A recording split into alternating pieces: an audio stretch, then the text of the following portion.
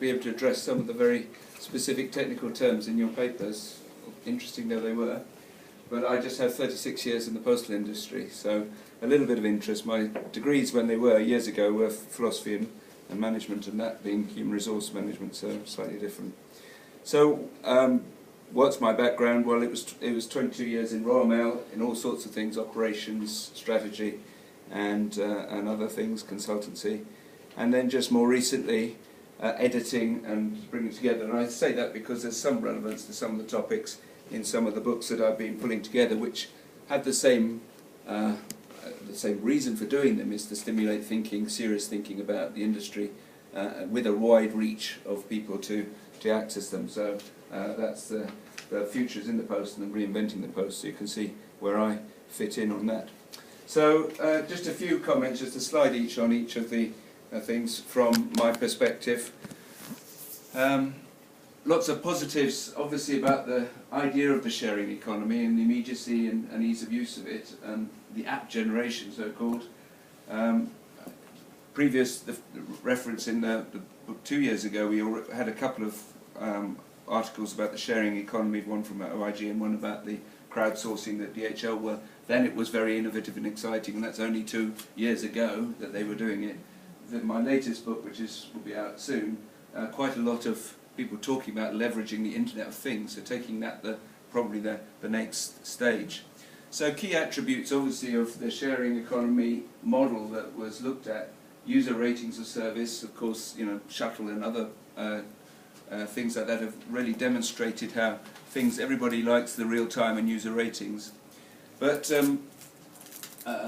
what was quite clear about the sort of modelling, which I thought was very interesting, but there definitely needs to be enough users, participants in dense areas, and this is my only philosophy here. It needs to be this clearly is a necessary condition, but is it a sufficient condition for it to take off? And you're going to study rural areas. I would have thought, unlikely myself, but I mean, by all means, study it, look at it. Trust and reputation. Clearly, this is what posts trade on a lot because of the historic brand recognition and trust that they built up over years. I think it's very hard to replicate that, would be for a new entrant. A new entrants suffer from this. But equally, then you ask, well, can the posts exploit that in other ways? And you also mentioned that interconnections is one of the sort of the nodes bit of, and having been involved in network in Royal Mail, a lot of network and logistics, that's one of the challenges. But I would say when you start in what I've called informalising logistic network and delivery disciplines that are very often built up in quite lots of ways about scheduling and about routing and all that kind of thing in posts, I think it's quite hard to suddenly replicate them or simulate them in informal networks. Other issues, and you mentioned some, but I think reliability, consistency, I mean, there are issues for the established post, but they'd certainly be issues for a peer-to-peer sharing economy model. Quality, demand, fluctuation by day, security, and deriving value both from the users and the providers and everything else. And those are just some things that I thought people would be sort of criteria that would be interesting. And I mean, some of those issues have been faced by some of the networks, shall we say, the postal networks that have informalised their own networks. So I think of PostNL, who've sort of made it a little bit more informal than the structure, and they've suffered from some of these factors that has downgraded, if you like, their service, put it that way. Will it threaten classical posts? This is one thing you said. I think there's quite an interesting question is, will Uber decide to move into traditional postal delivery services from the platform they've created for taxis? And that's perfectly possible, as well as other platforms coming, I think. And that means absolutely nothing to me. Sorry, it's a little light-hearted thing. I have no idea what that means, but I'm sure it's really good. Sorry, I have to be a little... So if you read the paper, you can tell me what it means. I've used my hippocampus to do this, and I hope I don't get an amygdala hijack in the middle of it. So, omni or multi-channel messaging that Angelica was telling us about, the communicate is now given. I mean, clearly there are many different channels that everybody uses, but how different, I think, is the question here, and for all the different value chains that we think about. So, which is the most efficient in driving recipients not just to react and to respond, but as we've also heard in some of the others, in the end to pay. This is one of the common features. I thought the work that was done by Royal Mail a few years ago was very exciting, and I think this builds on it a little bit because it's taking it on, and I know Royal Mail have done as well, about how people react. Obviously we don't know, and my other subject is human resources, and the things that people are discovering about neuroscience is fascinating, but we're only scraping the surface of it, and why we do things, why we react. I think that's really interesting, and I think if you combine that with how people react to media that they get, I think it's very interesting, and I think there's lots of things that can come out of that. You do mention that context is important, and I agree with that, but I think it's not just the reaction. I think one of the things about people's different responses to different media mechanisms is things that we screen out, things that we find intrusive, and that's not just that immediate reaction, that's just the things that lead to resistance. So hence, historically, if you like, the direct mail that was irrelevant led to the junk mail thing, for example. But now I have junk spam and I have junk phone calls just the same way because it's intrusive. And yet an interesting direct mail is still very interesting to me, of course. Eye tracking, more reliable than what people say, and I think that's also interesting. I think perhaps people who did the polling for the British election recently should have done some eye tracking rather than asking who they were going to vote for, because people aren't very reliable things. So I think the eye tracking is really good because it's subconscious. We don't really control it. I don't think we control it. I think it sort of has happened. So I think out of this, I mean, obviously, I think the connection with neuroscience and what your combined research does is obviously very, very interesting. But in the postal world, I think there are two things that I think need and warrant quite a lot more work. One is the actual, going back to the whole story of the value of direct mail, good personalised direct mail. I've got a couple of examples here which I always carry around with me, of one from Google, another from a web people who write to me personal direct mails saying improve your website and use Google AdWords. I mean, these are internet companies who are using personalised direct mail to make their point. So actually, what I'm surprised about is why postal operators don't use direct mail themselves more often to make their points and to engage customers and to acquire new customers. But there we are. So the value of direct mail and this sort of impact of reaction is good.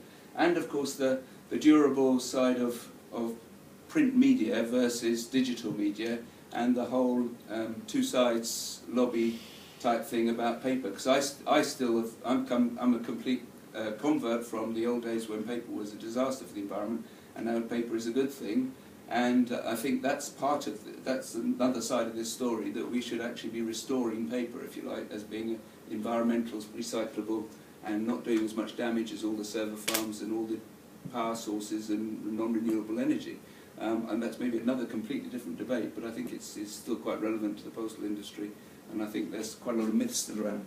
And my little bit of light-heartedness on your paper was the context is everything, because I haven't seen a paper saying so much about arousal and physiological responses without understanding the context, of course. So, which USO attributes do Americans value? Well, I'm not American, so but it was interesting to hear that paper, Jeff. Thank you. The value of the USO, clearly the USO is still very ill-defined, and everybody means something different by it for a start. I mean, obviously you know what you mean by it in the US, and not really. and customers' willingness to pay for it, and if not, who will pay for it? I mean, that's the bottom line, I guess. And then we have this issue about customers. As soon as you mentioned customers, and we had it this morning in the discussions here this morning about different answers for different customers, and obviously a lot of the people you were asking was on the receiving end, but the sending customers would have different ideas and etc. about frequency and specific days, because they like deliveries on Saturdays because people take time to look at it, etc. So and then you bring different segments like e-commerce merchants. I mean, these are all potentially customers. So people who want their money from bills paid and so on, we heard this morning. So lots of different segmentation, which makes it quite complicated, and obviously you and me also customers, so we all have different ideas. The service and price trade-off, obviously it's obvious, stands to reason, it depends on who pays. What I was interested in the attributes you chose to ask, frequency, access, mode and price, if I'm right. In the old days, I've been around for not too long, we always used to ask about quality and speed, and I know that's just not, it's not on the table at the moment, not for traditional mail, because it's not there, it's not a factor. So that I thought was interesting, as being a different, presumably consciously you excluded that. And status quo is favoured, and I can see that because the USO, or the Postal Service, is something that people take for granted, like many things. And I think an interesting question is, what would it be like if you didn't have a letterbox to go to, or post office to visit? You know, what would just walk you through your life, and suddenly you'll get something you think, actually, I really wish that post box was there. I put a little posting up recently saying, you know, missed the last post, question mark. If you miss the last post, you might miss it altogether, sort of thing. You know, how much do people really appreciate until it's gone? You know, that's another way of looking at the value of the USO, of course.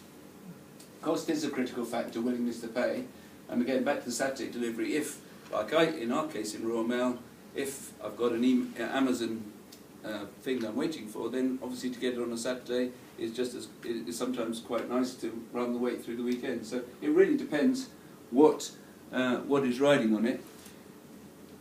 Can Post do more to demonstrate the value of the USO? And I think that possibly is the case. In other words, it's certainly where I work a lot in.